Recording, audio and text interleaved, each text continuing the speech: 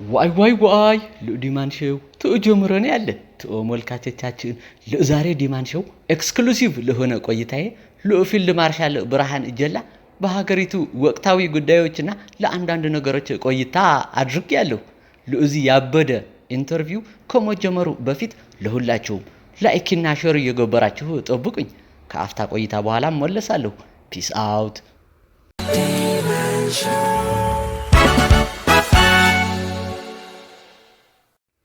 ዋይ ፊልድ ማርሻል ለጥሪ አክብረህ ለዲማን ሾው ስለመጣ አመስግኜ ነው ያለ።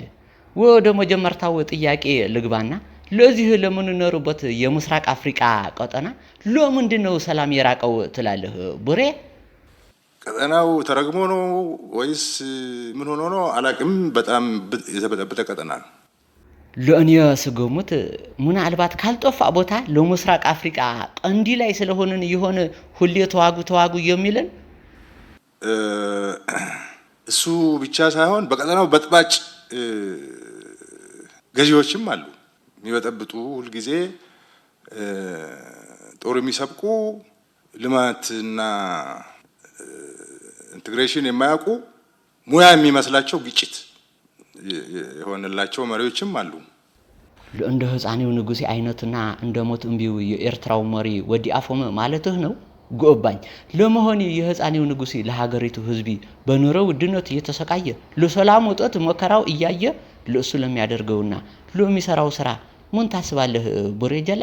ሳትደብቅ ንገረኝ እስኪ ስለ ጨቅሌው ምን ትላለህ? ምንም ድብቆሽ የለም። አንተ ንቅል ነህ በሉት። ንቅል ነህ መባል አለበት። ለአሜዚንግ ነው ያለ። ለመሆኔ ፋኖን ሱሪ አስወልቀነዋል ለክልተ ወሪ ውስጥ ትግሉ ይጠረሳል ብላችሁ ይሄው ለክልተ አመቴ ምንም ለውጥ የለውም። እስኪ አሁን ፋኖ ስላለበት ሁኔታ ንገረን ቡሬ። እየተጠናከሩ ነው። የራሳቸው የጸጥታ ኃይል እያጠናከሩ ነው። ውስጣቸውን እያጠሩ እውነተኛ የህዝብ አስተዳደር እየፈጠሩ ነው። ከፍተኛ መሻሻል አላቸው። በጣም ከባድ ነው። ለአሜዚንግ ነው ያለ። ለሀገሪቱ በሰሜን በደቡብ በምስራቅ በምዕራብ ሰላም እንደሌለው ይታወቃል። ማስተዳደሩም እንዳቃታችሁ ጭምር። በአንጻራዊነቱ ሰላም ያለው ፊንፊኔ ብቻ ነው ይላሉ አንዳንድ ሰዎች። ሸገር ላይ የተሻለ ሰላምና ጥበቃ ያለው ለምን ይመስልሃል ቡሬ? መጀመሪያ መቀመጫዬም ብላለች ምንድነው የሚባለው? እንደሚባለው እዛ ላይ ነው የሰራ ነው። ለአሜዚንግ ነው ያለ። ቡሬ ጀላ ቦርጫ ይቁማል ሲሞረቅን በድሮ ነው የሚጫወት የሚሉ ሰቢዎች አሉ። ለእውነትው ንገረኝ እስኪ ቡሬ፣ ለቦርጫ ትቅማለህ እንዴ? ለምትቅም ከሆነስ በየትኛው ጊዜ ነው የምትቅም ቡሬ? 4 ሰዓት ማለት ይችላል። ዋይ ቡሬ፣ እስኪ በመጨረሻ ለዲማን ሾው ቤተሰቦች ለሃንቲ ለምትወደው ሙዚቃ ተጫወትና ፎታ ብለን እንጠርስ። ኢጆሌ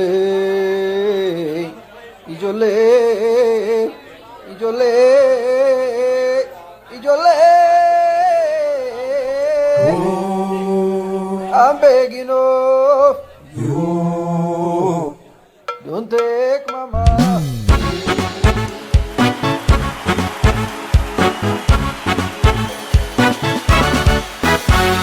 Dimension.